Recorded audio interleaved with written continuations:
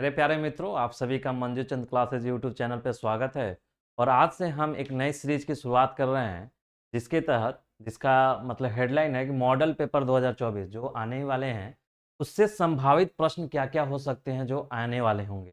उसी पे ये सीरीज की शुरुआत किया गया है, जिसमें लगभग 5 से 6 सेट यानी 10 आपको ऐसा सेट मिलेगा जो लगभग 5 सेट का जो कवर आपका ओरिजिनल जो मॉडल पेपर आएगा उससे उसके जैसा ही होगा। तो चलिए शुरू करते हैं। इसमें एक सेट में आपको जैसे गणित अगर सब्जेक्ट है तो उसमें 100 क्वेश्चन आते हैं, जिसमें 50 बनाने होते हैं। तो आपको 50-50 का एक सेट होगा। जैसे आपका फिर विज्ञान आएगा तो उसमें 80 क्वेश्चन दिए जाते हैं, जिसमें 40 बनाने होते हैं। तो वैसे सेट में 40 क्वेश्चन का एक सेट होगा। तो ये गणित है जिसमें 100 क्वेश्चन आते हैं, उनमें से आपको 50 बनाने होते हैं। तो ये आपको 50 का एक सेट। चलिए शुरू करते हैं। पहला क्वेश्चन है कि इतना एक नंबर दिया हुआ है एक, क्या है ये आपको बताना है। ये परिमेय संख्या है, अपरिमेय संख्या है, पूर्णांक संख्या है, या इनमें से कोई नहीं। तो देखिए, आपको जब हम परिमेय संख्या का थ्योरी बता रहे थे तो आपको हमने बताया था कि परिमेय संख्या क्या होता है। तो हम आपको बताए थे कि कोई संख्या जो p/q के रूप में लिखा जा सकता है उसे परिमेय संख्या कहते हैं, जहां p और q क्या होना चाहिए, इंटीजर नंबर यानी पूर्णांक संख्या होना चाहिए। और इसमें ही बताए थे कि जब एक p/q एक पूर्णांक आपका परिमेय संख्या है, तो इसका दशमलव प्रसार क्या होता था कि शांत, दशमलव प्रसार शांत या आपका अशांत शांत होगा, नहीं तो अशांत होगा। अशांत में क्या होता था, आवृत्ति प्रकार का होता था। आवर्ती क्या होता था, आवर्ती प्रकार का। मतलब हमने बताया था कि परिमेय संख्या का जो दशमलव प्रसार होता है वो कैसा होगा। तो दशमलव प्रसार आपका एक तो होगा कि शांत होगा। शांत मतलब टर्मिनेट कर जाए, डेट मीन 2.15 15 पॉइंट के बाद 15 के बाद कोई डिजिट नहीं है तो उसको बोलते हैं टर्मिनेट कर जाना, यानी शांत है। लेकिन होता है एक अशांत होता है कि पॉइंट के बाद 15 16 19 कुछ कुछ वो बढ़ता रहेगा, वो कभी समाप्ति नहीं होगा। तो ऐसे को बोलते हैं अशांत। अशांत में क्या होता है कि दो चीज होता है। अशांत में होता है आवृत्ति और एक होता है अनावर्ती। आवर्ती और अनावर्ती। आवर्ती मतलब कि कुछ ऐसा डिजिट होगा जो दशमलव के बाद वो रिपीट करेगा बार बार, आवर्ती होगा उसका। ठीक है। और कुछ होगा जी अनावर्ती है, मतलब उसका रिपीटेशन नहीं होगा। जैसे आप देखिए, एक ये है 2.15, ये तो शांत हो गया। लेकिन 2.15 ये क्या अशांत, ऐसा ऐसा जा रहा है, तो अशांत है। लेकिन ये क्या है, 15 क्या हो रहा है, रिपीट हो रहा है, यानी ये आवर्ती का हो गया, आवर्ती प्रकार का। अशांत भी आवर्ती। लेकिन ऐसा रहे 15 19 28 79 ऐसा, और डॉट डॉट। ये क्या है, शांत नहीं है, टर्मिनेट नहीं कर रहा है, अशांत है। लेकिन क्या है, अनावर्ती, मतलब कोई ऐसा डिजिट नहीं है जिसका रिपीटेशन हो रहा है, अनावर्ती। ठीक। तो यही पूछ रहा है कि ये नंबर क्या है। अगर इतना आपको बेसिक मालूम है तो क्वेश्चन को बना लेंगे। ये देखिए, इसमें 0 पॉइंट के बाद देखिए 1 2 1 1 2 1 1 1 2 1 1 1 2। देख रहे हैं, कोई ऐसा आपका रिपीटेशन नहीं दिख रहा है आपको। 1 2 डबल 1 2 देख रहे हैं। अगर ये आप देखिए तो 1 2 है, इसके बाद आपका 2 1 है तब 2 है, 3 1 है तब 2 है, 4 1 है तब 2 है। मतलब कोई रिपीटेशन सेम चीज नहीं है। यानी एक तो पहले क्या है कि डॉट डॉट है, यानी अशांत है। क्या है, अशांत है, अशांत है। अशांत में भी क्या है कि आवर्ती यानी रिपीटेशन नहीं हो रहा है, यानी अनावर्ती है, अनावर्ती है। तो आपको बताए थे कि जो भी परिमेय संख्या अगर होगा तो परिमेय संख्या का आपका दशमलव प्रसार या तो वो शांत होगा या अशांत आवर्ती का होगा, यानी रिपीटिंग होगा। यहाँ पे अशांत अनावर्ती है, मतलब ये एक अपरिमेय संख्या है, यानी ये परिमेय नहीं है। परिमेय नहीं है तो क्या है, अपरिमेय संख्या है। ठीक है। तो अपने सा याद रखिएगा। देखिए, इस सीरीज का एक उद्देश्य ये भी है कि एक क्वेश्चन सिर्फ नहीं बताना। ऐसा नहीं कि इस सेट में 50 क्वेश्चन है तो 50 क्वेश्चन आपको बता दिए और 50 का ऑप्शन बता दिए, हो गया नहीं। उसके आसपास जितने क्वेश्चन बन सकते हैं वो सभी चीजों को बताया जाएगा। जैसे देखिए, हमने एक क्वेश्चन का बता देते कि हाँ भाई ये अशांत अनावर्ती अपरिमेय संख्या हो गया, नहीं, हमने परिमेय बताया, शांत होता है, अशांत आवर्ती होता है। फिर अपरिमेय का क्या होता है, अपरिमेय का अशांत अनावर्ती होता है, या तो अशांत रहे या अशांत अनावर्ती रहे। ठीक है। तो पूरा एक कंसेप्ट जो है शांत अशांत वाला वो क्लियर हो गया। यानी इससे किसी प्रकार का क्वेश्चन आएगा तो आप योग्य होंगे उसको सॉल्व करने के लिए। तो इस सीरीज का जो मॉडल पेपर में संभावित क्वेश्चन का सीरीज शुरुआत किया गया, इसका उद्देश्य ये भी है कि एक क्वेश्चन के साथ साथ आने वाले सभी क्वेश्चनों को आपको रिवाइज करा दिया जाए, जो थ्योरी है उन सभी का रिविजन करा दिया जाए। ठीक है, तो पहला क्वेश्चन, नेक्स्ट क्वेश्चन देखिए, 1/√2 है। 1/√2 क्या है? तो आपको बताए थे कि 1 और रूट अंडर है, यानी ए तो पी है, नीचे तो क्यू है, लेकिन क्यू क्या है? ये पूर्णांक संख्या नहीं है और ये इंटीजर नंबर यानी पूर्णांक संख्या नहीं है। जबकि आपको परिमेय में क्या बताया था? p/q तो होना चाहिए और q क्या होना चाहिए? पूर्णांक संख्या होना चाहिए, पूर्णांक संख्या होना चाहिए, यानी इंटीजर नंबर होना चाहिए। लेकिन यहाँ पे इंटीजर नहीं है। √2 क्या है? इंटीजर नहीं होता है, यानी p/q फॉर्म में है, इंटीजर नहीं है। दैट मीन्स ये अपरिमेय संख्या होगा। कौन संख्या होगा? अपरिमेय संख्या होगा। 1/√2 क्या है? प्राकृतिक संख्या नहीं। प्राकृतिक संख्या क्या होता है? तो आपको प्राकृतिक संख्या मतलब natural number, natural number 1 2 3 4 dot dot बढ़ता जाएगा। परिमेय संख्या वही p/q के फॉर्म में होना चाहिए और अपरिमेय संख्या p/q के फॉर्म में होना चाहिए, यानी जो परिमेय नहीं है वो सारा अपरिमेय है। ये क्या है आपका? अपरिमेय, यानी अपरिमेय। 3 नंबर ऑप्शन। ठीक है, नेक्स्ट क्वेश्चन देखिए, निम्न में कौन अभाज्य संख्या है? आपको जब हम बताए थे, जब पहला क्वेश्चन जो मैथ का पहला चैप्टर है उसमें हमने इस सभी को काफी डिटेल से बताया था। सारे संख्या नंबर सिस्टम यानी संख्या पद्धति, और उसके बाद जितने प्रकार के संख्या, वास्तविक, वास्तविक, काल्पनिक, और आपका भाज्य संख्या, भाज्य संख्या, परिमेय संख्या, परिमेय संख्या, उसके बाद भी आपको वास्तविक number, whole number, natural number, ये सब चीजें बताए थे हम। उसी में अभाज्य संख्या बोला है। अभाज्य संख्या के बारे में क्या बताए थे कि वो सभी संख्या जो या तो 1 से विभाजित हो या स्वयं से विभाजित हो, वही अभाज्य संख्या कहलाता है। 8 क्या होगा? 8 तो 1 से भी विभाजित, 2 से भी हो जाएगा, 4 से, यानी ये नहीं हो। 9 क्या होगा? 9 1 से भी हो जाएगा, 3 से भी हो जाएगा, आपका 9 से भी है, यानी इसका भी 3 गुणनखंड हो गया, नहीं होगा।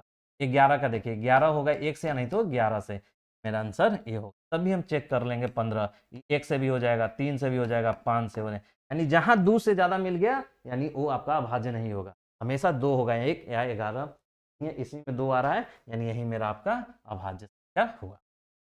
नेक्स्ट क्वेश्चन देखिए, निम्नलिखित में कौन परिमेय संख्या है? क्या पूछा है? परिमेय संख्या। तो परिमेय संख्या क्या होता है कि p/q होना चाहिए और q does not equal to 0 और pq क्या होना चाहिए?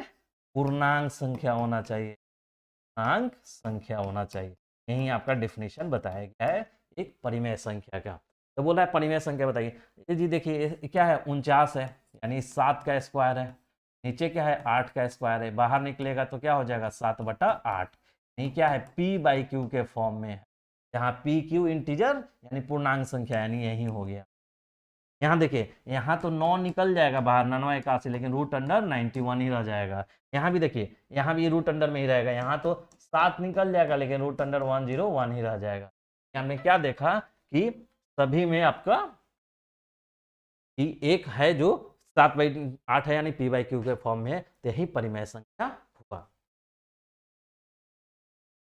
अब देखिए, यदि x बराबर p/q एक परिमेय संख्या है, देखिए क्या बोला कि एक परिमेय संख्या है, ऐसी परिमेय संख्या ऐसी है कि q जो, यानी q जो नीचे वाला है उसको 2 के पावर n गुना 5 के पावर m के रूप में, जहां n एक धनात्मक पूर्णांक है, तब x का दशमलव प्रसार क्या होगा? देखिए, जब एक और कंसेप्ट आपको बताए थे कि जब x/p/q के रूप में लिखा जा सके, और q को जब हम 2 के पावर n गुना 5 के पावर m, और n और m क्या होना चाहिए? आप धनात्मक संख्या होना चाहिए, मतलब पॉजिटिव नंबर होना चाहिए। अगर हम ऐसा लिख दें तो ये जो संख्या होता है ना p/q, वो आपका क्या होता है? वो आपका हो जाता है p/q के फॉर्म में हो जाता है। तो ये संख्या क्या होगा? शांत प्रकार का होगा। क्या होगा? शांत। तो इसका दशमलव प्रसार क्या होगा? शांत होता है। आपको क्या बोले कि जब x/p/q यानी x बराबर p/q के फॉर्म में हो, p/q के फॉर्म में कोई संख्या दिया हुआ हो, और उसका हमारा नीचे वाला जो q को हम 2 के पावर n गुना 5 के पावर n, यानी 2 या 5 के गुना, या इसको हम ऐसे भी लिख सकते 2 के पावर n गुना 5 के पावर 0, या 2 के पावर 0 गुना 5 के पावर m, यानी कुछ भी n कुछ भी पॉजिटिव नंबर होना चाहिए। अगर नीचे वाले को इस वाले रूप में लिख सकते हैं तो इसका दशमलव प्रसार क्या होगा, शांत होगा। अगर हम इसको इस बार में नहीं लिख सकते हैं तो इसका दशमलव प्रसार अशांत होगा। वही बोला 2 के पावर n गुना 5 के पावर m के रूप में है, और जहां nm है तो x का क्या होगा, दशमलव प्रसार शांत होगा। ठीक है, शांत होगा। अशांत के लिए क्या होगा, q को हम 2 के पावर n गुना 5 के पावर m में नहीं लिख सकेंगे। देखिए ये पहला चैप्टर का आपको पूरा का पूरा जो क्वेश्चन जिस जहां से पूछा जाता है सिर्फ वहां का रिवीजन हमने 4-5 क्वेश्चन में करा दिया। उसके बाद थ्योरी को भी रिवाइज किया। यही इस मॉडल भाई जो क्वेश्चन मॉडल पेपर 2024 जो सीरीज की शुरुआत किया गया उसका उद्देश्य है कि आप लोगों को चीजें ना समराइज कर देना और एक क्वेश्चन के माध्यम से आपको 4-5 क्वेश्चन करा देना। वहां का जितना भी थ्योरी है सबको रिवाइज करा दिया। तो ये सीरीज अभी 5 या 10 सेट तक चलेगा। उसमें सारे सिलेबस को आपको रिवाइज और इसी तरह कंक्लूड कर दिया जाएगा, ताकि जो एग्जाम में आप जाएं देखें कि इसी यही सब क्वेश्चन है, या आने वाला मॉडल पेपर में भी सब यही सब।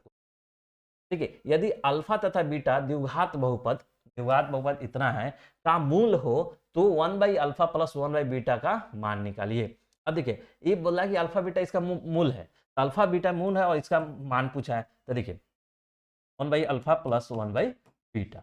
अब इसको सॉल्व कीजिएगा तो क्या होगा, अल्फा बीटा का एलसीएम अल्फा बीटा, अल्फा से अल्फा कैंसिल होगा तो बीटा और प्लस ए अल्फा। यानी आप क्या देख रहे हैं, ये मूल्य ये अगर अल्फा बीटा इसका मूल है तो ऊपर वाला क्या लिखा हुआ है, मूल्यों का योग और ये मूल्यों का गुणनफल। तो आप जानते हैं कि अगर हमारा x square plus 2x plus 3 अगर एक द्विघात समीकरण है तो यानी अल्फा प्लस बीटा क्या होता है, माइनस बी बाई, और alpha into beta B by.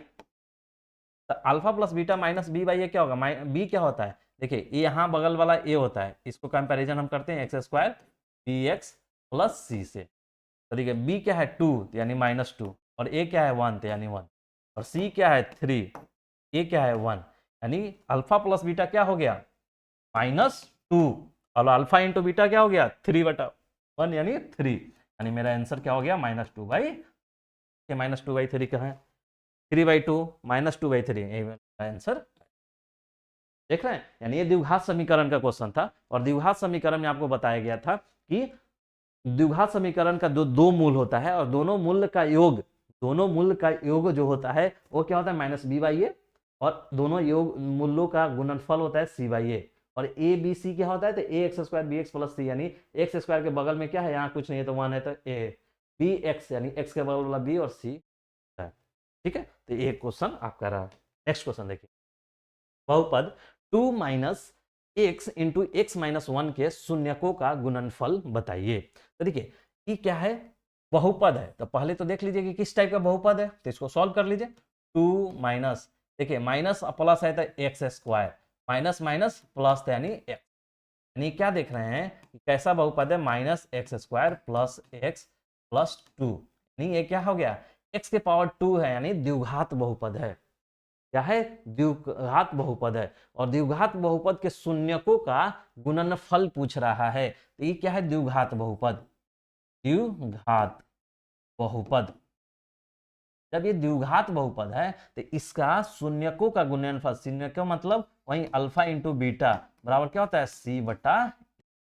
c क्या है यहाँ पे 2, और a क्या है x² के बगल में 1 होता है जो 1 a होता है, तो a भी यहाँ पे -1, c/a हो गया -2, यानी शून्यकों का गुणनफल क्या होगा -2 होगा। तो देखिए -2 का है यहाँ पे, देख रहे हैं क्वेश्चन को कैसे ये करना है। तो ये सारे क्वेश्चन को इस तरह से अरेंज भी किया गया कि जो भी जहां से क्वेश्चन मेनली पूछा जाता है वो सब थ्योरी आपका सारा का सारा रिवाइज करा दिया जाए, ताकि आपके अंदर से जो डर है, इतना क्वेश्चन का प्रैक्टिस हो जाए कि आपके अंदर से डर है निकल जाए। यहाँ चलो कोई क्वेश्चन आए कहीं से, अब तो मैं 100 में से 50 तो छाट ही दूंगा, और सही 50 बनाओ क्या हो, यानी 50 में 50 नंबर। निम्नलिखित में कौन बहुपद नहीं है। जब हम आपको बहुपद वाला क्लास में पढ़ा रहे थे जब मैथ का, तो वहां पे हम आपको बहुपद का डिफिनेशन पढ़ाया था, और हमने आपको बताया था कि कोई सा व्यंजक जिसमें पावर अगर निगेटिव आ जाए तो वो मेरा बहुपद नहीं होता है। यानी क्या देख रहे हैं कि यहाँ पे x के पावर -1/2, पावर कभी भी निगेटिव नहीं होगा, या पावर कभी भी बट्टा के नीचे नहीं होगा, यानी ऐसा नहीं होगा। ये सब बहुपद नहीं होता है। तो देखिए यहाँ तो 2 है तो ठीक है, यहाँ पे कुछ नहीं, तो x के पावर 0 है तो ठीक है। आपको बोले थे x के पावर 0 रहता है तो क्या होता है, बहुपद होता है, लेकिन वो कांस्टेंट पोलिनोमियल होता है, यानी नियत बहुपद होता है। x के पावर 3 है यानी त्रिघात बहुपद है।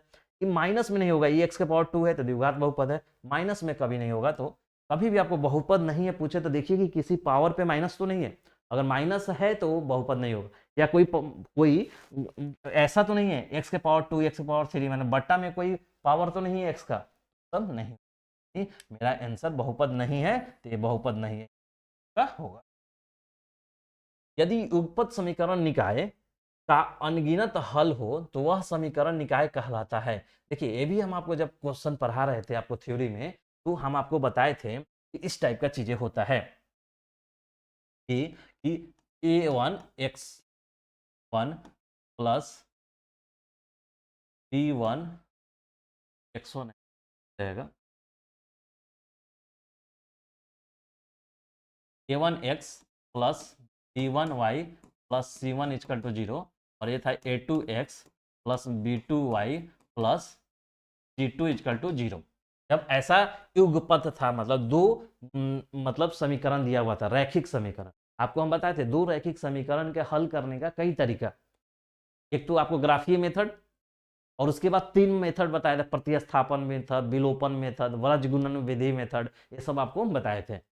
तो देखिए वो ये बताए थे। इसके अलावा एक और कॉन्सेप्ट बताए थे कि इसके कांस्टेंट का, जैसे a1 बटा a2 अगर बराबर नहीं हो b1 बटा b2 का, जब ये बराबर नहीं होता है तो इसका ये क्या होता है आपका, ये आपका अद्वितीय सॉल्यूशन देता है। क्या देता है, अद्वितीय सॉल्यूशन हल देता है, अद्वितीय सॉल्यूशन। और इसका ग्राफ कैसा होता है, प्रतिच्छेदी होगा, प्रतिच्छेदी रेखा होगा, प्रतिच्छेदी होगा। प्रतिच्छेदी के साथ साथ अगर ये हल दे दिया, यानी अद्वितीय हल है, यानी तो संगत हो गया। संगत जब हो गया तो ये क्या हो गया, अविरोधी, विरोधी। अविरोधी इसलिए कि प्रतिच्छेदी रेखा क्या होता है, एक दूसरे को कट करता है, तो कट करता है यानी ये विरोधी नहीं है कि हम भाई हम नहीं मिलने का विरोध नहीं कर रहा है, यानी बोल रहा है कि हम भाई मिल जाएंगे आराम से, यानी दोनों आगे कट करेगा नहीं। तो देख रहे हैं कि जब एक में एक बताए थे, इसका 4 चीज बताए थे, जब a1 बटा a2 does not equal to b1 by b2, अद्वितीय हल, प्रतिच्छेदी हल, संगत और विरोधी।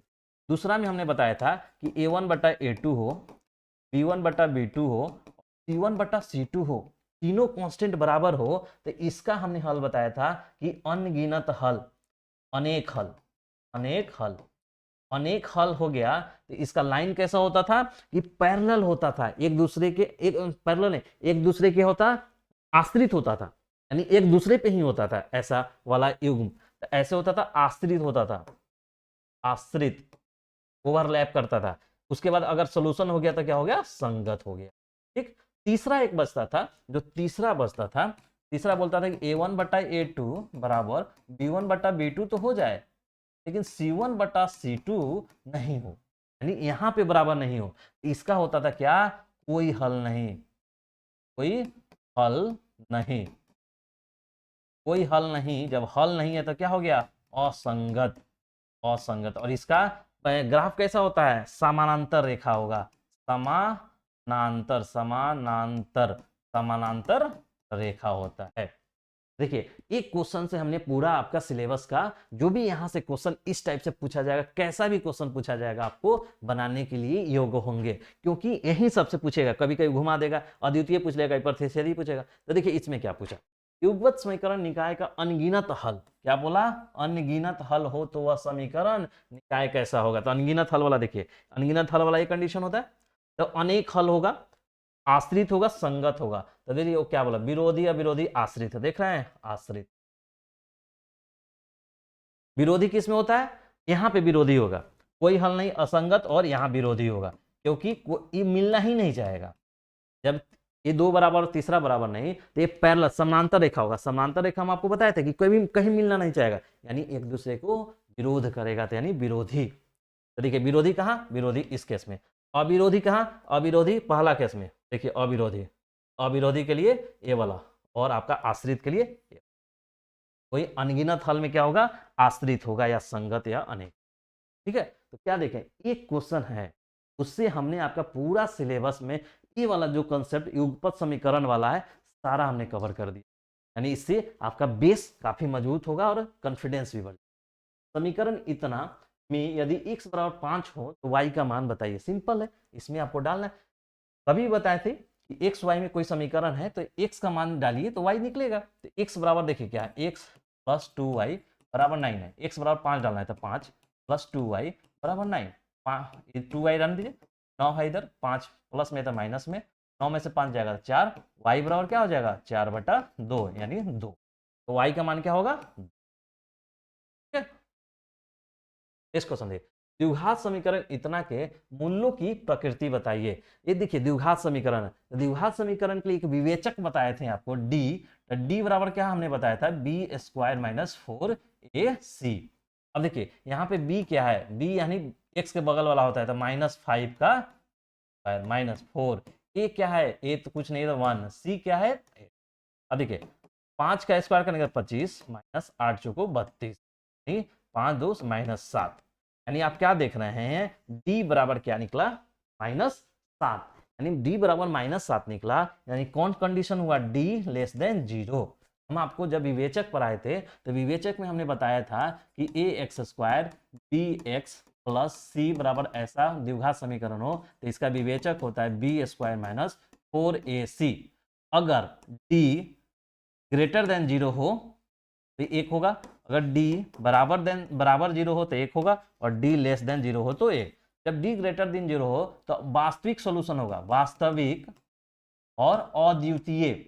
ये होगा वास्तविक तो होगा ही होगा, ये समान होगा, वास्तविक और समान हल देगा, ये अद्वितीय देगा, अद्वितीय, ठीक।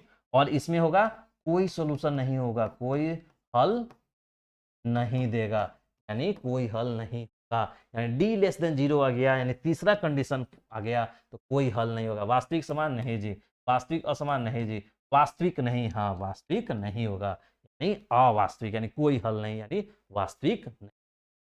ठीक है। अब देखिए एक क्वेश्चन हुआ, एक क्वेश्चन से हमने आपको तीनों रिवाइज कराया, और ऐसा ऐसा मानिए कि अगर 5 सेट में ऐसा ऐसा एक एक क्वेश्चन ला दूंगा, 5 बार ये सारा चीज मैं आपको रिवाइज करा दूं तो क्या आप भूल जाएंगे, क्या नहीं भूलेंगे। यही एग्जाम हॉल में आएगा ऐसा क्वेश्चन, आपको तुरंत ये वाला क्वेश्चन क्लिक करेगा माइंड से, और आपने ये तीनों पे किसी प्रकार का क्वेश्चन पूछेगा आप बना देंगे, ठीक। तो इस सीरीज का यही उद्देश्य है, आपको कॉन्फिडेंस बिल्डअप करना, यानी कॉन्फिडेंस बूस्ट करना, आपके जो नॉलेज है या आपने जो पढ़ा है। यदि x² 4x + k के मूल वास्तविक हो, तो देखिए मूल वास्तविक है, ये द्विघात समीकरण है, और मूल वास्तविक होने के लिए क्या होना चाहिए, जो विवेचक होना चाहिए d ग्रेटर देन 0 होना चाहिए। यहाँ विवेचक क्या होता है, b² - 4ac ग्रेटर देन 0 होना चाहिए। तो b देखिए, b कौन होता है, x के बगल में तो 4² - 4, a क्या होता है x² के बगल में तो 1, c क्या है k ग्रेटर देन 0। अब देखिए 4 चौका 16 -4 k ग्रेटर देन 0। अब देखिए अब इसको उधर कीजिए तो -4 k ग्रेटर देन, ही जाएगा तो -16। अब देखिए माइनस माइनस कैंसिल होगा, 4 से काटिएगा 4 चौका 16, यानी k क्या होगा 4 से बड़ा होना चाहिए, यानी k बड़ा होना चाहिए। अब देखिए अब यहाँ पे पूछा कि मूल वास्तविक होना चाहिए। अब पिछला वाला कंसेप्ट देखिए, मूल वास्तविक कहाँ कहाँ है, वास्तविक यहाँ है और वास्तविक यहाँ है, d ग्रेटर देन 0 और d बराबर 0 पे। यहाँ पे अद्वितीय सोल्यूशन है, दोनों अलग अलग सोल्यूशन होगा, और यहाँ पे समान हो गया, यानी दोनों कंडीशन में वास्तविक मिल रहा है, इसमें अवास्तविक मिल रहा है, यानी दोनों होगा यहाँ, यानी ये कंडीशन दोनों अप्लाई होगा, ठीक। के ग्रेटर देन इक्वल 4, यानी के ग्रेटर देन इक्वल 4, देखिए ऑप्शन के ग्रेटर देन इक्वल 4 है, लेस देन है नहीं, 1 से नहीं, यही आपका आंसर हो, ठीक है। नेक्स्ट क्वेश्चन देखिए, एपी इतना का एनवा पद है, आपको दिया हुआ है कि एनवा पद निकालना है। तो देखिए एनवा पद हम आपको क्या बताए थे, टी एन या ए एन बराबर A plus N minus 1 into D आपको बताया था। आपको 2 मिनट में मैं रिवाइज करा दे रहा हूँ कि आपको हमने बताया था कि ए प्लस डी, ए प्लस 2d, और ऐसे ऐसे बढ़ता है तो टी एनवा पद हो जाएगा a plus N minus 1 into D. तो ये देखिए एन पद, तो एन पद में क्या होगा, ये क्या है फर्स्ट टर्म क्या है 9 प्लस एन माइनस 1, डी क्या होता था, किसी भी दो टर्म को लीजिए, दो पद को लीजिए, उसको माइनस कीजिए, यानी हमने 12 9 को ले लिया था, 12 माइनस 9 3, यानी देखिए 9 प्लस, अब इसको कर दे 3n माइनस 3, 3n और प्लस 6, यानी आपका nवा पद क्या हो गया 3n प्लस 6, 3n प्लस 6, देखिए 3n प्लस 6 क्या है 2n, 3n 3n यहाँ 3n प्लस 6, ठीक है। तो आपको इस टाइप का क्वेश्चन हमने कई बार बताया था, इसका nवा पद a हो गया, और अगर इसको सम निकालना होगा तो क्या होगा n/2 plus first term plus last term, नहीं पहला पद और अंतिम पद का जोड़, या इसको हमने बताया था अगर आप फॉर्मूला डायरेक्ट याद करना चाहते हैं तो 2 प्लस n-1 इंटू, ठीक है। तो देख रहे हैं क्या कि एक क्वेश्चन आ रहा है और पूरा सिलेबस उस चैप्टर का हो रहा है रिवीजन, ठीक। चौथा देखिए, यदि किसी समांतर श्रेणी का nवा पद a दिया हुआ है, nवा पद, तो उसका पदांतर बताइए। देखिए ये nवा पद दिया, अब पदांतर आपको क्या मालूम है कि दो पद का अंतर होना चाहिए, यानी दो पद हमको चाहिए, तो दो पद हम कहां से लाएंगे, nवा पद से ला लेंगे। देखिए ये क्या है an बराबर an प्लस b दिया हुआ है। अब देखिए n बराबर जब 1 डालेंगे तो हमारा क्या निकलेगा a1 a प्लस b, जब n बराबर 2 डालेंगे यानी a2 यानी दूसरा पद निकल जाएगा, तो देखिए a यानी 2a प्लस b। अब देखिए अब पदांतर क्या होता है, पदांतर आप जानते हैं कि a2 माइनस a1 होगा, यानी कोई पद में से पहला पद यानी दूसरा पद में से पहला पद घटा दीजिए, तो अब क्या देखिए 2a प्लस b और माइनस क्या करना है a प्लस b। अब देखिए 2a में से एक जाएगा तो a और b में से b जाएगा तो a, यानी आपका पदांतर क्या निकला a, यानी पदांतर आपका देखें, ठीक है, पदांतर आपका निकला ए। बस पदांतर क्या होता है, दो टर्म यानी दो पद में अंतर निकालना है, वो कोई पद लीजिए उसके पहले वाला को घटा दीजिए। हमने मान लिया कि दो पद कि n1 डाले तो a1 निकल गया, a2 डाले यानी दूसरा पद में से पहला पद घटा दीजिए तो a आ गया, तो ये पदांतर हो। एक समांतर श्रेणी में l बराबर इतना दिया हुआ है और s बराबर इतना दिया हुआ है, तो कुल पद n है तो a का मान दे। देखिए इसमें क्या क्या है, इसमें s दिया हुआ है, समेशन दिया हुआ है, कोई एक समांतर श्रेणी होगा उसका सम, तो आपको सम बताए थे क्या कि एस एन बराबर क्या होता है n/2 अब प्रथम पद प्लस अंतिम पद। अब देखिए ई वाला हम बताए थे आपको, तो इसी का यूज यहाँ पे होगा, क्योंकि वही दिया हुआ एल दिया हुआ 28, एस दिया हुआ इतना, कुल पद दिया हुआ इतना। तो देखिए एन कितना दिया, कुल पद 9 है यानी 9/2। प्रथम पद क्या दिया हुआ है, प्रथम पद हमें नहीं दिया हुआ है, प्रथम पद यही तो पूछ रहा है, तो ये मान लीजिए प्रथम पद। अंतिम पद क्या दिया हुआ है 28, और समेशन कितना दिया हुआ 144। अब देखिए 144 है, इधर जाएगा था 2 और इधर 9 बराबर a प्लस 28। अब देखिए 9 से काटी, 9 एकम 9, 5 9 6 54 यानी 16 दूना 32, 32 बराबर a प्लस 28। अब देखिए अब a बराबर क्या हो जाएगा 32 माइनस 28, यानी a बराबर 4, यानी पहला पद क्या है 4 आंसर होगा आपका। देख रहे हैं पहला पद क्या होगा 4 होगा। नेक्स्ट क्वेश्चन देखिए, किसी त्रिभुज में दो कोणों का योग तीसरे कोण के बराबर है, यदि दो कोणों का अंतर 30 डिग्री हो तो त्रिभुज के कोण बताइए। अब बोल रहा है कि आप ये जानते हैं कि किसी भी त्रिभुज के तीनों कोणों का सम क्या होता है 180 डिग्री, तीनों कोण का योग 180। किसी त्रिभुज में दो कोणों का योग तीसरे कोण के बराबर है, मान लीजिए कि एक आपका त्रिभुज है जिसका बोल ई एक्स है, ये वाई है और ये मान लीजिए जेड है, ठीक, ये है A B C.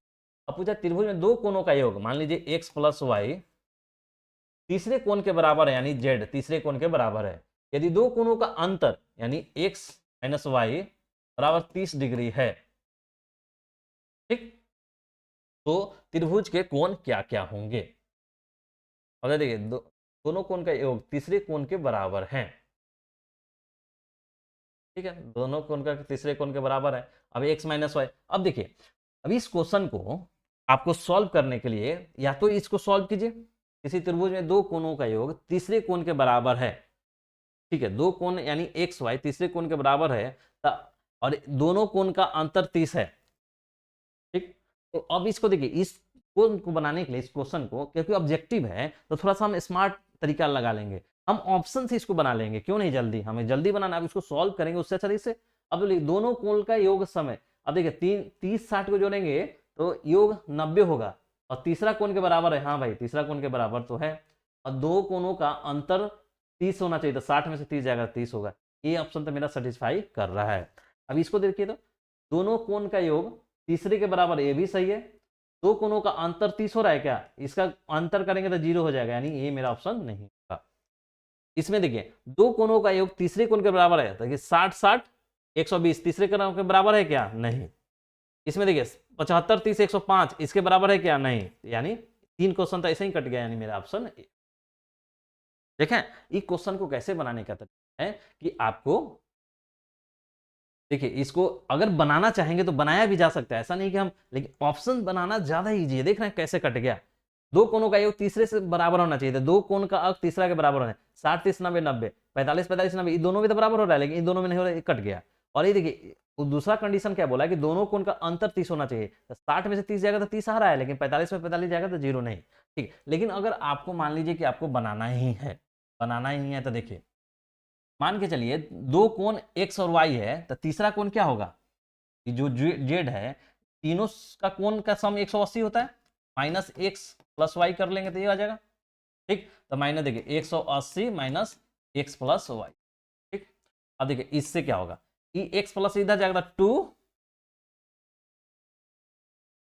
x plus Y बराबर 180, यानी x प्लस वाई, और दो इधर गुना में इधर जाएगा तो 90, यानी एक समीकरण एक है और एक समीकरण ये है।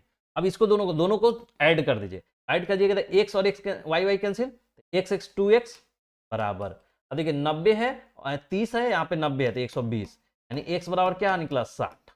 जब x बराबर 60 निकला, दिख रहा है x बराबर 60 निकला, तो x बराबर किसी में डाल दीजिए, यहाँ पे x बराबर 60 डालिए तो 60 जाएगा, तो इधर जाएगा तो -60 यानी -3, यानी y बराबर 30 हो गया। जब y बराबर 30 और x बराबर 60 हो गया, तो 60 30 90 डालिएगा तो z बराबर 90 नहीं आएगा, तो 30 60 90 वाला होना चाहिए, 30 60 90 वाला, यानी ऑप्शन ये होगा। तो देखिए उसमें हुआ कि आपको मेहनत करना पड़ा, लेकिन यहाँ हुआ कि ऑप्शन से आप देख के बना लीजिए, ऐसे क्वेश्चन आए तो ऑप्शन से भी बनाया जा सकता है। अब देखिए समद्विबाहु सिंगल ABC में AC बराबर BC तथा AB 2 बराबर 2AC, तो एंगल C का मान बताइए। देखिए ये AB 2 नहीं स्क्वायर है,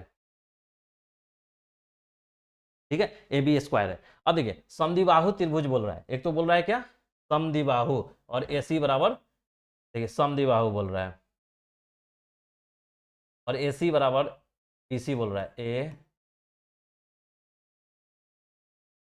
देखिए AC बराबर BC, यानी ये दोनों बराबर है तो ये मानिए 90 हो सकता है, ठीक।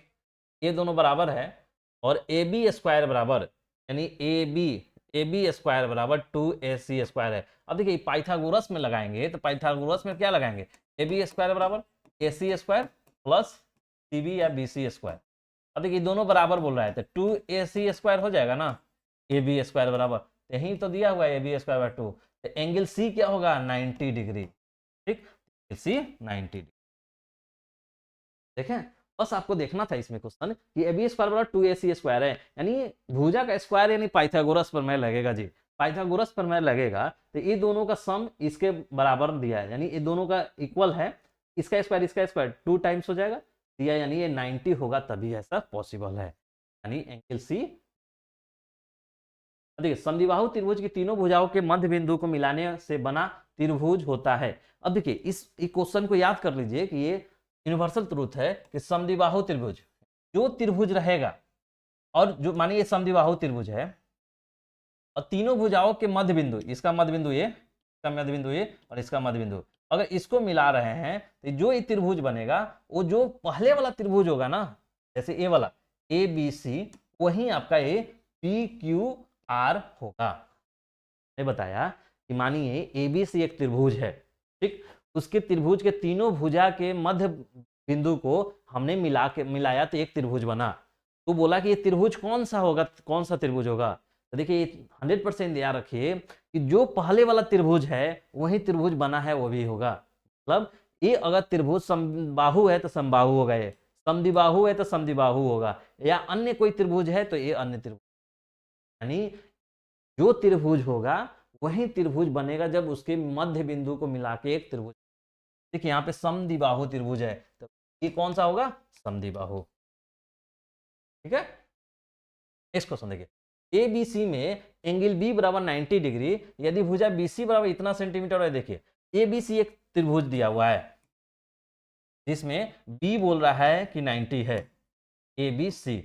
यदि भुजा बी सी बराबर क्या दिया हुआ है 12 और भुजा ए सी बराबर 13, तो ए बी की माप बताना है। तो क्या देख रहे हैं, ये 90 डिग्री है और आपको दो भुजा दिया हुआ है, तीसरा भुजा, तो पाइथागोरस लगाएंगे। तो पाइथागोरस बराबर क्या होता है, ए सी बराबर स्क्वायर यानी कर्ण स्क्वायर बराबर लंब स्क्वायर प्लस आधार स्क्वायर। देखिए A B A C square मतलब 13 का स्क्वायर,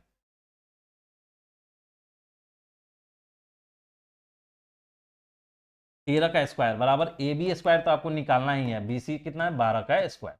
अब 13 का स्क्वायर 169 होता है और 12 का स्क्वायर इधर माइनस आएगा तो 144 होगा, बराबर ए बी स्क्वायर।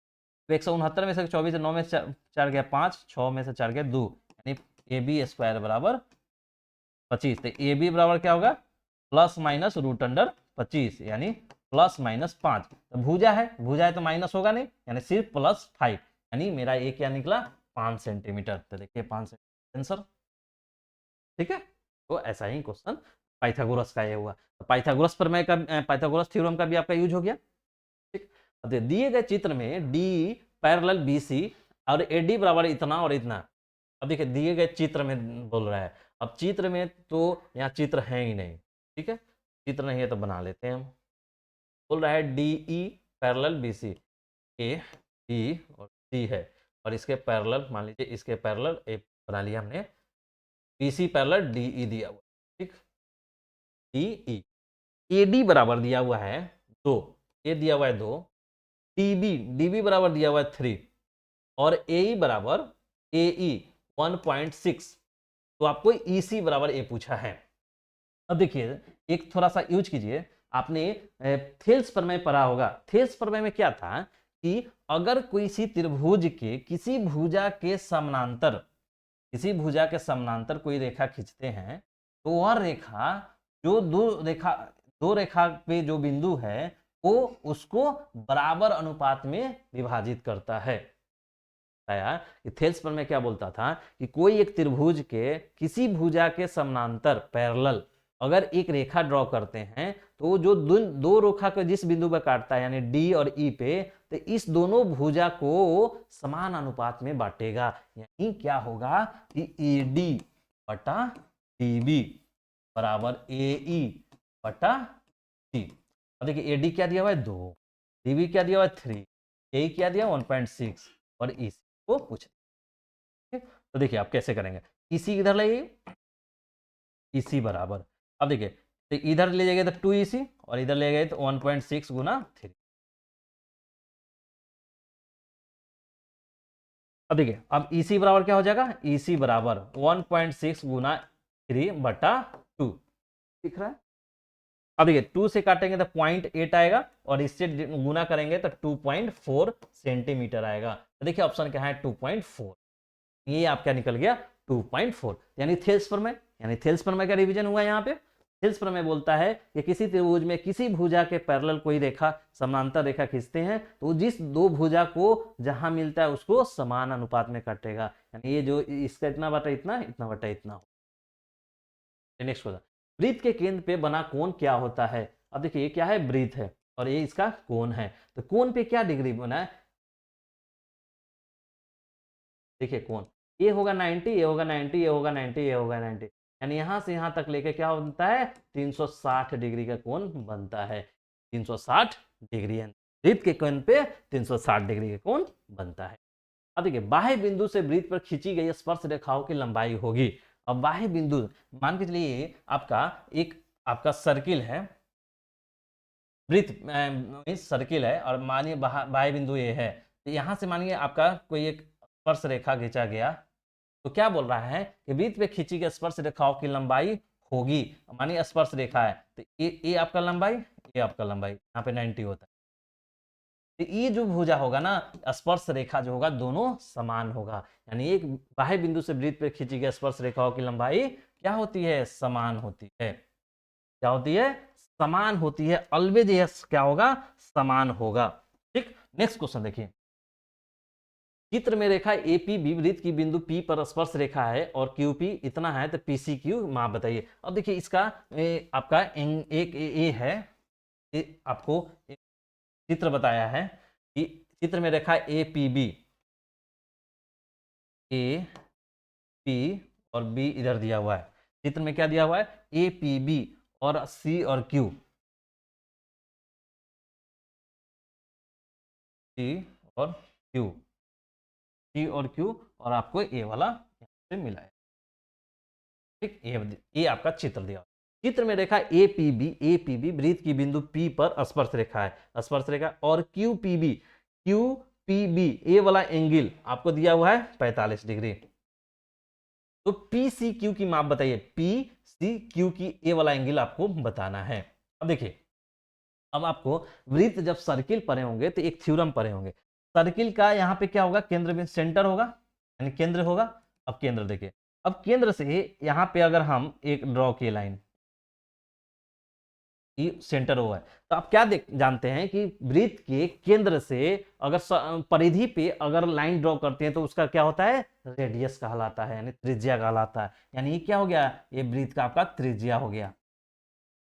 अब देखिए, ये त्रिज्या है, ये त्रिज्या दोनों बराबर होगा, यानी ए वाला एंगल। अब देखिए, ये भी आप जाने होंगे कि केंद्र से अगर परिधि पे लंब डाला जाता है, यानी कोई स्पर्श रेखा पे लंब होगा तो वो 90 डिग्री होगा, यानी ये 90, यानी यहां से यहां तक 90। अब यहां से यहां 90, ये वाला 45, तो अंदर वाला क्या हो गया 45, अंदर वाला 45 होगा ना। और चूंकि रेडियस है तो ये 45, इसके सामने का कौन, ये 45 है, इसके सामने का ये 45, यानी ये 45, ये क्या हो गया 90 डिग्री। और जब 90 डिग्री हो, अब एक थ्योरम और पढ़े थे कि अगर सेंटर सेंटर के रेडियस से जो कोण बनता है, जैसे ये 90 डिग्री बना यहाँ पे, तो इसका बेस वाले से परिधि पे जो बनेगा वो आधा बनेगा, तो 90 का ये बनेगा 45 डिग्री, का आंसर होगा। ठीक है, यानी आपको पढ़े हैं कि अगर सेंटर पे तो सेंटर से अगर मान के चलिए कोई सेंटर पे एक जीवा पे जो कोण बनता है उसका कोण का आधा बनता है। जैसे आपको एक ए भी देखे होंगे कि ये जो है कि इस अगर ऐसा कोई है तो ई चूंकि 180 डिग्री है, तो ये क्या होता है हमेशा 90 डिग्री। जो सेंटर पे जितना कोण बनता है उसके आधा बनता है यहाँ पे। तो देखिए सेंटर पे कोण क्या बनाया है, ई वाला लाइन 90, तो इससे जो त्रिभुज के बनेगा तो उसका 45 डिग्री। नेक्स्ट क्वेश्चन देखिए, चित्र में रेखा ए बी वृत्त की बिंदु पर इतना है और इतना केंद्र है, तो ए बी पर इतना, तो ओ की मान बताइए। अब चित्र में रेखा ए बी में देखिए, चित्र बनाते हैं। चित्र कैसा है 24, एक चित्र ऐसा है आपका,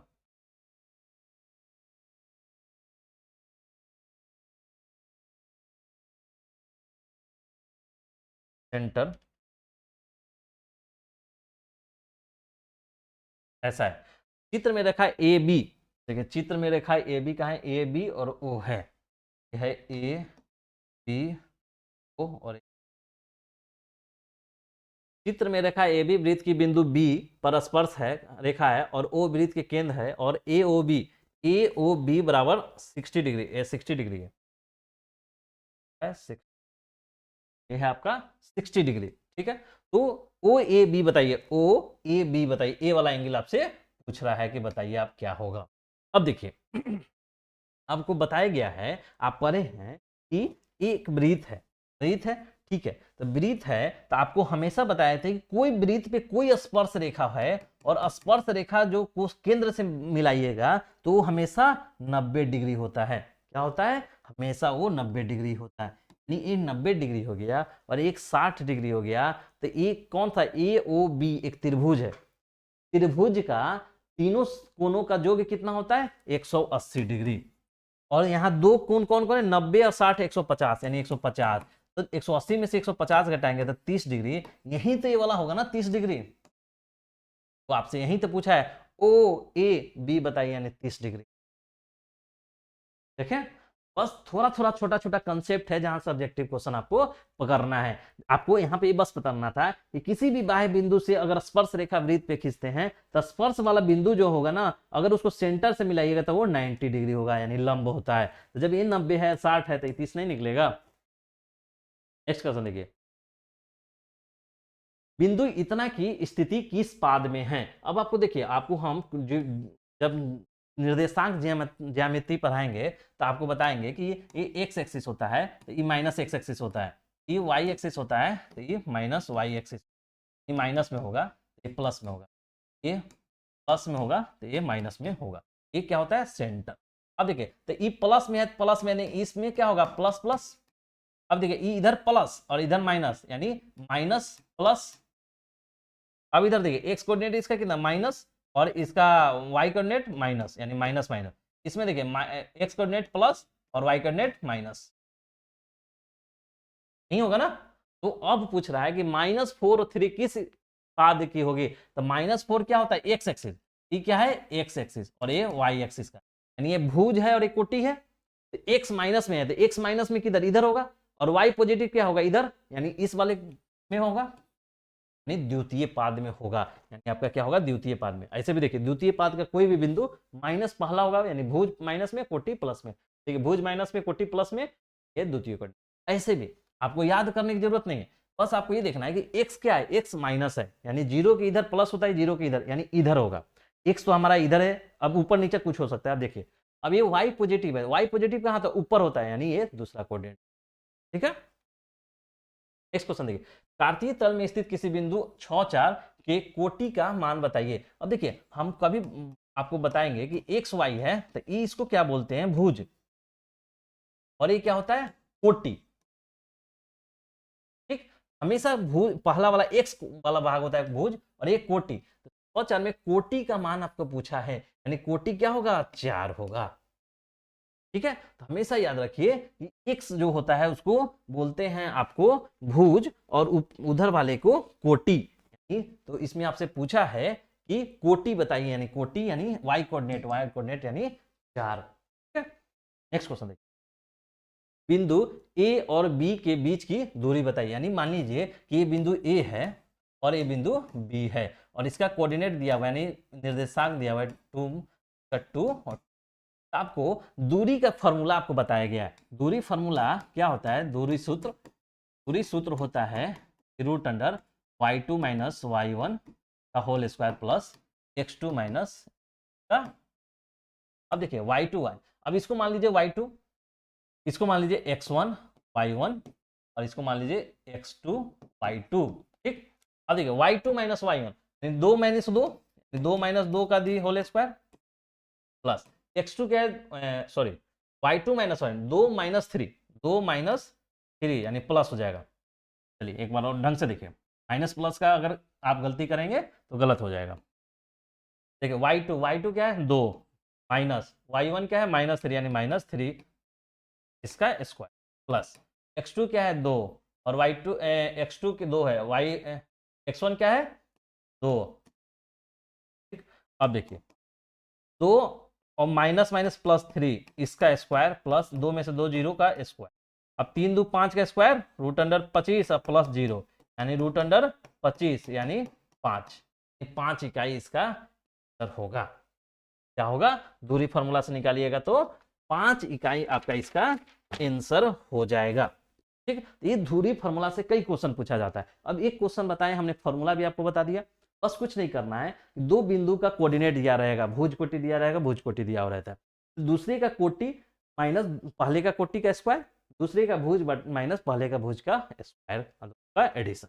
ठीक है, नेक्स्ट क्वेश्चन देखिए, बिंदु ए तथा बी के निर्देशांक क्रमशः इतना और इतना है तो इनके मध्य बिंदु बताइए। अब जैसे बोला कि ए बिंदु ए है और ए बिंदु बी है, ए क्या दिया हुआ है 0 -6, बी क्या दिया हुआ है -6 और 8। अब इसका बोला है कि बीच में कोई होगा, उसका भाई आप बता दीजिए उसका निर्देशांक क्या होगा। तो देखिए निर्देशांक के लिए आपको फॉर्मूला बताया गया है कि x1 y1 अगर ए दिया हुआ है और y2 दिया हुआ है, अगर ए और बी कोई दो बिंदु है, इसका मिडिल पॉइंट अगर एम निकालना है तो मिडिल में क्या होगा दोनों कोऑर्डिनेट का जोड़ का बटा x1, जैसे x1 plus 2/2, y1 plus y2 by, नहीं तो होगा मिडिल पॉइंट क्या हो जाएगा, अगर मिडिल पॉइंट m मान लीजिए तो क्या होगा, x1 प्लस x2, x1 क्या है 0 प्लस x2 क्या है -6/2, और y1 क्या -6 और प्लस 8, देखिए -6 0 तो -6/2, 8 में से 6 हो गया 2/2, अब देखिए 2 में से -3 और 1 यानी -3 1 इसका आंसर होगा, नहीं होगा -3 1। ठीक है, अब देखिए अब नेक्स्ट क्वेश्चन देखिए, नेक्स्ट क्वेश्चन क्या है, यदि बिंदु इतना और इतना के बीच की दूरी 5 मात्रक हो तो x का मान बताइए। अब बोल रहा है वहीं कि दो बिंदु है, 4 0 है और आपका 0, दो बिंदु के बीच की दूरी 5 मात्रक है। दूरी फॉर्मूला लाइए, तो दूरी फॉर्मूला क्या होता है, दूरी बराबर हम डायरेक्ट फॉर्मूला लगा रहे हैं y2 माइनस y1। ठीक है, y2 क्या है, y2 x माइनस 0 का the whole square plus x2 minus x1 यानी 0 माइनस 0 का दी होल स्क्वायर।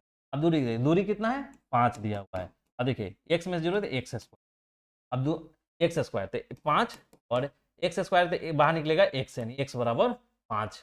अब आपका आंसर हो गया, x बराबर क्या निकला 5, आपका 4 0 और 4 0 0 x। देखिए फॉर्मूला क्या होता है y2 माइनस y1, तो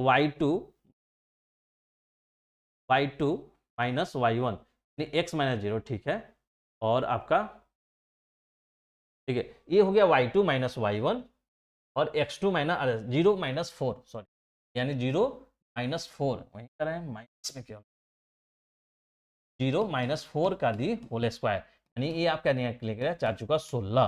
यानी ये देखिए अब यहां से देखिए, अब ये रूट निकालना हटाना है तो इधर स्क्वायर करेंगे तो 25 बराबर एक्स स्क्वायर प्लस 16।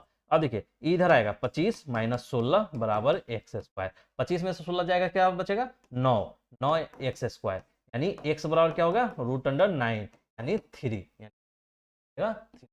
यानी एक्स का मान क्या होगा 3 होगा। ठीक है, अब देखिए नेक्स्ट क्वेश्चन, 10 पाई का मान क्या होता है 10 पाई बाई 2 का। अब देखिए पाई बाई 2 क्या होता है 90 डिग्री, यानी 10 90 का फॉर्मूला क्या होता है इन्फिनिटी, क्योंकि साइन इसको देखिए अब 10 डायरेक्ट नहीं याद है तो क्या है साइन 90 कॉस 90। अब साइन 90 क्या होता है, साइन 90 तो 1 होता है, साइन 0 होता है, साइन 90 1, अब कॉस 90 0, तो 1/0 यानी इन्फिनिटी। कोई भी संख्या को 0 से भाग देंगे तो हमेशा इन्फिनिटी आता है, यानी इन्फिनिटी। हम आपको बताए थे भी साइन कॉस याद रखिए और सारा का सारा आपको मान याद करा दिए थे हम आपको, सिर्फ आपको साइन का याद रखना है, उसको रिवर्स कर दीजिए कॉस का, साइन बटा कॉस कीजिए 10 का। देखिए sine pi by 2 minus cos by, अब देखिए पाई बाई 2 क्या होता है, अब आपको पाई बाई 4 नहीं पता है तो इसको क्या करना है कोण में बदलने के लिए 180/4 से पाई से आपको ये करना रहता है। ठीक, या आप ऐसा कीजिए सिंपल आप करते कि पाई बराबर क्या होता है 180/4, तो अब 4 से कीजिए 4 चौका 16 2 4 यानी 45 डिग्री, यानी क्या है कुछ नहीं है साइन 45 माइनस कॉस 45 है। साइन 45 क्या होता है 1/√2, कॉस 45 क्या 1/√2, तो क्या होगा 0 नहीं होगा। ठीक है, तो ऐसे भी आपको याद रखना चाहिए साइन 45 और कॉस 45 सेम होता है, तो उसका घटाव करेंगे तो अब देखिए 9 सेक स्क्वायर माइनस 9 10 स्क्वायर। अब इसमें से देखिए क्या करना है, इसमें 9 आप कॉमन ले लीजिए, तो कॉमन लीजिएगा तो sec square theta minus 10 square theta. ठीक, अब देखिए अब दोनों, अब ये आपका एक फॉर्मूला होता है सेक स्क्वायर माइनस 10 स्क्वायर बराबर क्या होता है 1, यानी अब देखिए 3 फॉर्मूला आपको बताए थे याद करने के लिए, sine square theta plus cos square theta बराबर 1 होता है, sec square theta minus 10 square theta बराबर 1 होता है।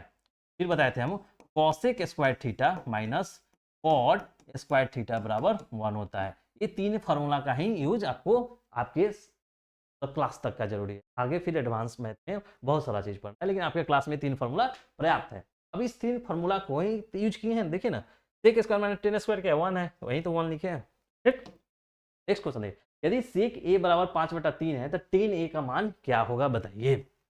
अब देखिए अब इसको कई तरीका से आप बना सकते हैं, कैसे बना सकते हैं देखिए, एक तो है कि सेक ए है, तो सेक ए है तो सेक ए बराबर क्या होता है, ठीक है आप तो जानते हैं कि कॉस कॉस थीटा बराबर क्या होता है बी बटा ए, तो कॉस का उल्टा ही तो सेक होता है, एच बटा बी हो गया।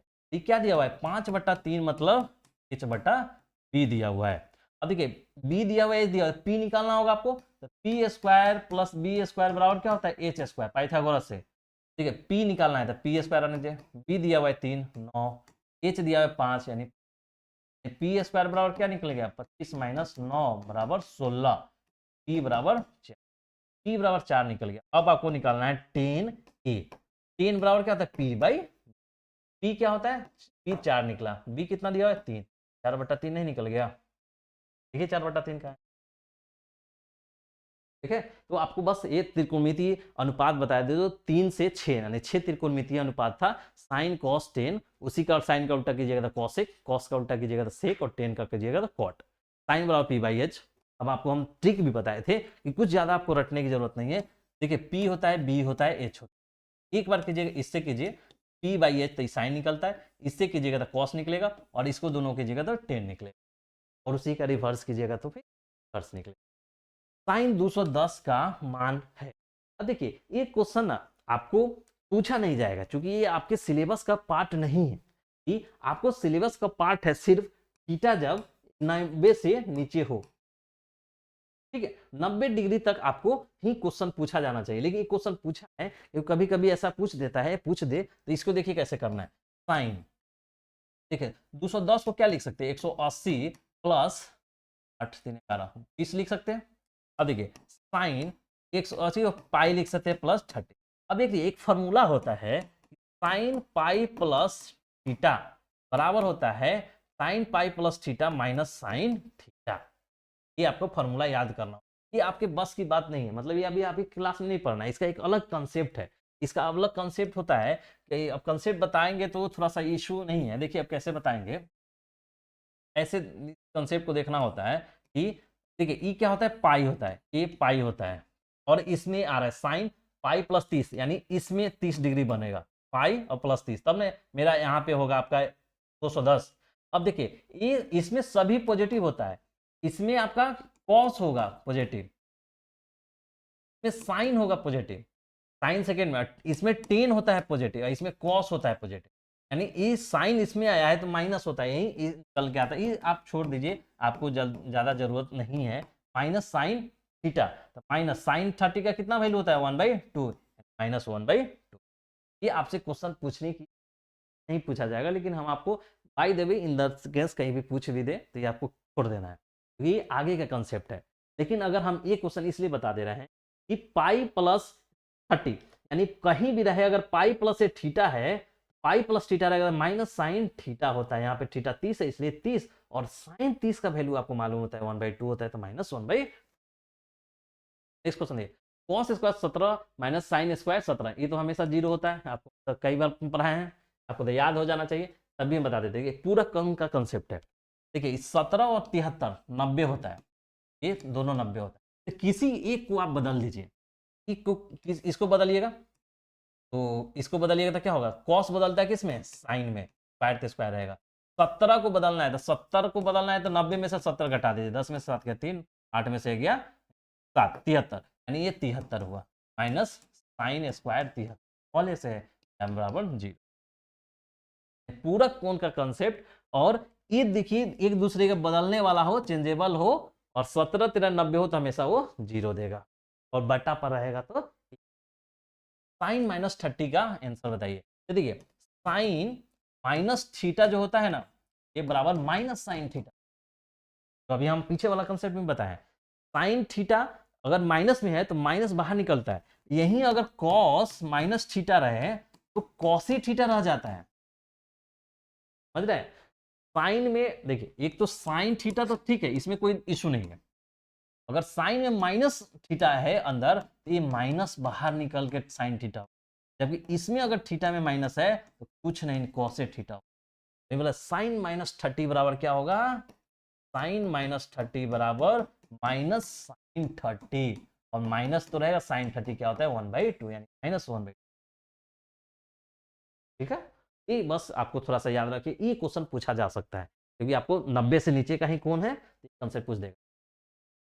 नेक्स्ट क्वेश्चन देखिए, यदि सूरज के किरण का झुकाव 45 डिग्री से 60 डिग्री बढ़ता है तो एक मीनार की छाया की लंबाई 50 मीटर घट जाती है, मीनार की ऊंचाई बताइए। एक क्वेश्चन हम आपको वहां भी बताए थे, लेकिन यहाँ भी बता दे रहे हैं फिर से। ये बोल रहा है कि ऐसा,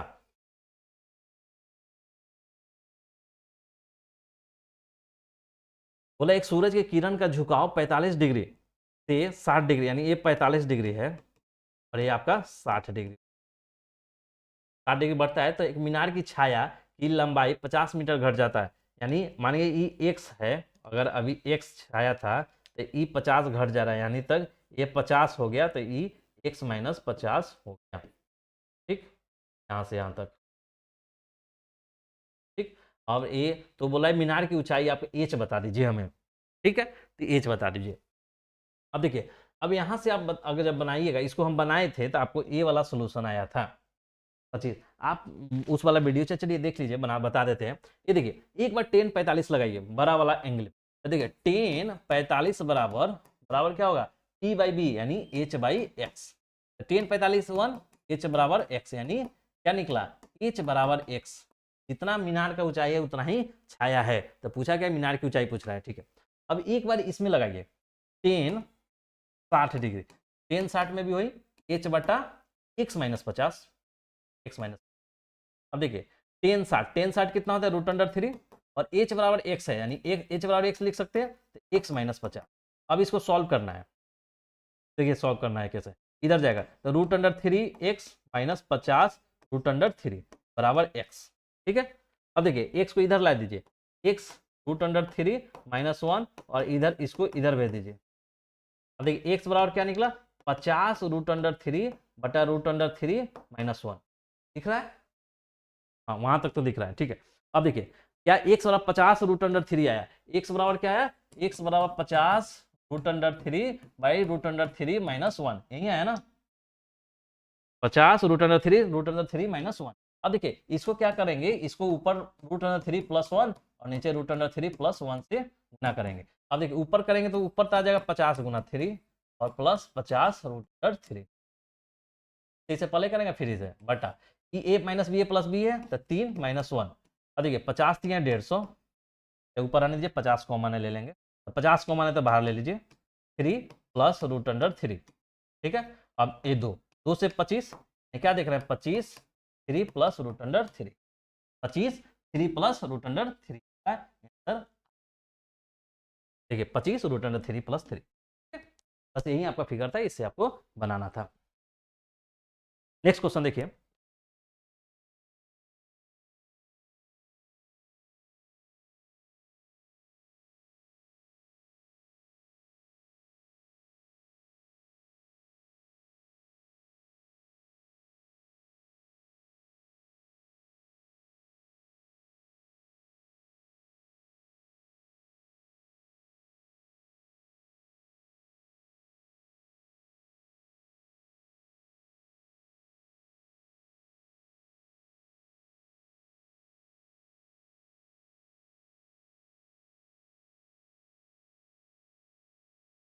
नेक्स्ट क्वेश्चन देखिए, सूर्य का उन्नयन कोण जब किसी सीधे समकोण की छाया और उसकी ऊंचाई बराबर हो। देखिए अब ये क्वेश्चन हम आपको बताए थे कि जब किसी सूर्य के उन्नयन कोण जब किसी सीधे खंभों की छाया और उसकी ऊंचाई यानी ए और ए बराबर हो, जितना ऊंचा कोई खंभा है उतना ही उसका परछाई बने, तो ये हमेशा क्या होता है 45 डिग्री, यानी ये 45 डिग्री।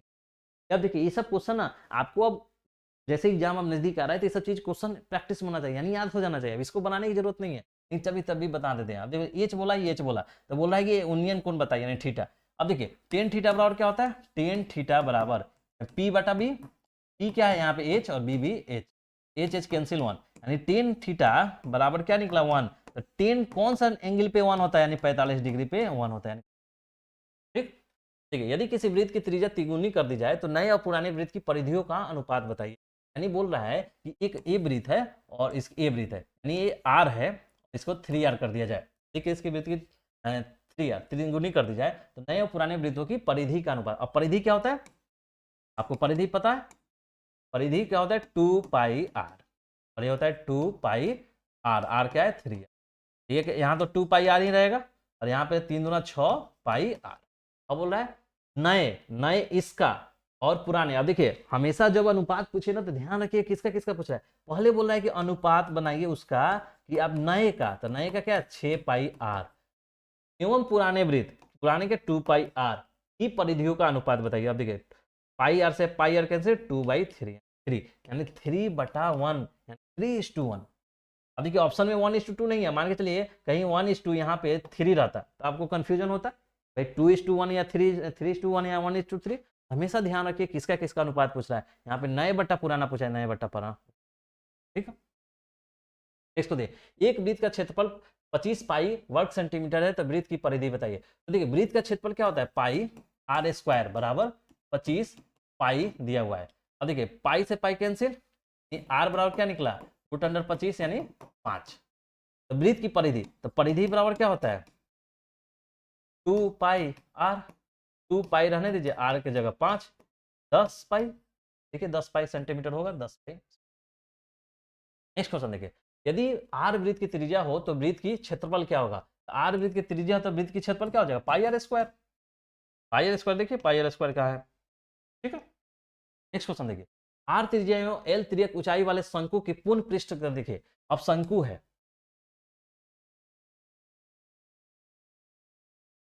अब ये देखिए शंकु है। अब क्या होता है ये आर होता है और ये एल होता है। अब देखिए इसका पूर्ण पृष्ठ का क्षेत्रफल पूछा है, तो पूर्ण पृष्ठ का क्षेत्रफल क्या होगा यानी इस ए वाला क्षेत्रफल और बटा ए वाला क्षेत्रफल। ये क्या है, ये तो सर्किल है यानी वृत्त है, तो ये तो इसका क्षेत्रफल क्या, क्षेत्रफल इसका भी निकाला है यानी 2πr है, 2πr है। ठीक है 2π, और ये देखिए πl यानी इसका पूर्ण क्षेत्रफल क्या होगा πr plus πrl। πr pi common, πr common लेंगे तो πr कॉमन लेंगे तो 1 + l।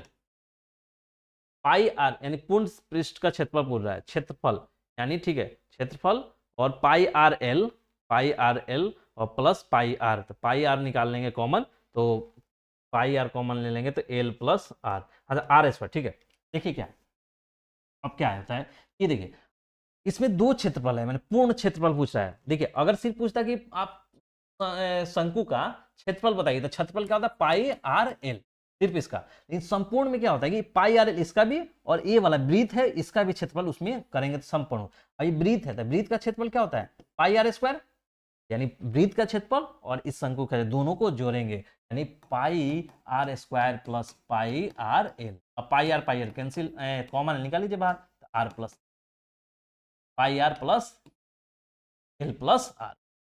नेक्स्ट क्वेश्चन देखिए एक घन की कोरों की संख्या बताइए। अब घन पूछ रहा है यानी घन आपको जानते हैं घन कैसा होता है, ऐसा होता है घन होता है। अब इसमें कोर पूछ रहा है, कोर काउंट कीजिएगा तो 12 कोर इसमें होता है। ठीक है 12 कोर इसमें होता है। माध्यक का 3 गुना और माध्य के दूना का अंतर कहलाता है। तो देखिए आप सांख्यिकी में एक क्वेश्चन पढ़े होंगे कि देखिए 3 चीज होता है माध्यिका, माध्यिका और बहुलक। क्या होता है माध्यिका और बहुलक। माध्यिका बहुलक इसको अगर आप एम माध्य है तो इसको ए से करिए डोनेट, इसको एम से, और इसको हम बहुलक यानी मोड एम। ठीक ऐसे करिए तो हमेशा क्या होता है फॉर्मूला ये देखिए देखिए माध्य माइनस बहुलक बराबर 3 गुना माध्य माइनस माध्यिका होता है। ये आपको याद रखना। तो बोला है माध्य का 3 गुना और माध्य के 2 गुना। अब ये आपको फॉर्मूला याद, अगर ऐसे याद कर रहे हैं तब, तो अब इसी को अगर बदलिएगा तो यहाँ पे क्या है 3। अब देखिए माध्य को लिख लीजिए a बराबर बहुलक को m0 और ये 3 माध्य a माइनस 3 m। अब देखिए 3 है, अब इधर बहुलक है तो a इधर लाइए तो a माइनस 3a और इसका माइनस प्लस 3m और मोड को इधर ले जाइए तो m। ठीक अब देखिए 3m को रहने दीजिए इधर माइनस 2a बराबर मोड। ठीक यानी मोड है यानी बहुलक। देखिए माध्य का 3 गुना माध्य का 3 गुना माइनस माध्य का 2 गुना का अंतर क्या कहलाएगा बहुलक यानी बहुलक। ठीक आपको हमेशा एक फॉर्मूला याद रख लीजिए 3m-2a बराबर m नॉट, या आपको ए वाला फॉर्मूला इसलिए हम बताएं कि ये इजी है याद करना। ये लिख दीजिए माध्य माध्यिका बहुलक 3 लिख दीजिए। अब इसमें से एक बार इसको घटाइए, माध्य माइनस बहुलक, और फिर इस बार माध्य से माध्यिका को घटाइए, माध्य माइनस माध्यिका, और इधर 3। ठीक, तो ऐसे इजी वे में याद होता है, इसलिए हमने ठीक है 2 3। अब देखिए यहाँ पे थोड़ा सा करेक्शन है, ये आपका 2 है, 2 3 2 3 2 6 का बहुलक होता है। आपको बताए होंगे कि जब सरल संख्या हो तो बहुलक क्या होता है, जो दिया हुआ संख्या उसमें सबसे ज्यादा किसका रिपीटेशन हो रहा है, कौन सबसे बार आया है। तो देखिए 2 कितना बार आया है, 1 2 3 बार, 3 कितना बार आया है 2 बार, और 6 कितना बार आया है 1 बार, यानी सबसे ज्यादा ये आया है 2, यानी मेरा 2 आंसर बहुलक। ठीक, चर मान 3 4 8 7 14 16 के माध्य विचलनों का योग क्या होता है। देखिए आपको एक याद करिए, माध्य विचलनों का सम क्या होगा, वो 0 होता है। माध्य विचलनों का यानी इन सभी का माध्य निकालिए, विचलन की जगह सम 0 होगा। एक पासा को उछाला जाता है तो सम संख्या आने की प्रायिकता क्या है। अब देखिए प्रायिकता जब हम आपको पढ़ाए थे तो बोले थे कि आपको एक लाइन में बनाए, एक पासा को उछालिएगा तो कितना आएगा 6 बार, यानी नीचे तो 6 होगा। सभी संभावित परिणाम 6। अब पासा को उछालने पे सम संख्या पूछा था, पासा को उछालिएगा तो क्या 1 आएगा, 2 आएगा, 3 4 5 6।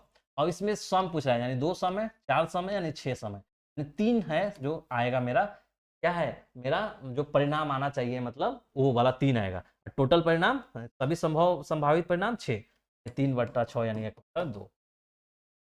ठीक, नेक्स्ट क्वेश्चन। यदि ई कोई घटना हो तब पीई प्लस पीई डैश का मान क्या होगा। देखिए बोले थे ई कोई घटना है तो ई डैश उस घटना का नहीं होना है, और हम बताए थे किसी घटना का होना और उसी घटना का नहीं होना का प्रोबेबिलिटी सम क्या होता है, 1 होता है, यानी प्रोबेबिलिटी का 1 होगा। Okay, thank you. तो ये आपका पहला सेट कंप्लीट हो गया 50 क्वेश्चन का, और होप सो कि हम आशा करते हैं कि आपको ये सीरीज काफ़ी अच्छा लग रहा है। तो प्लीज़ इसे लाइक करें, शेयर करें, सब्सक्राइब करें, और औरों लोग को बताएं कि मॉडल पेपर का संभावित क्वेश्चन का सीरीज चल रहा है। इसमें अभी कंटिन्यूस आएगा आपको वीडियो, और ये आप इसे मोटिवेट कीजिए, लिंक शेयर कीजिए दोस्तों, ताकि सब्सक्राइबर भी बढ़ेगा तो हम भी मोटिवेट होंगे कि हाँ बच्चों के पास मेरा जो उम्मीद है, मेरा जो लक्ष्य है उसको पाने में हम सफल हो रहे हैं, ताकि हम भी मोटिवेट होंगे और एनर्जेटिक होकर आपके लिए अच्छा अच्छा और content. Thank you, thank you.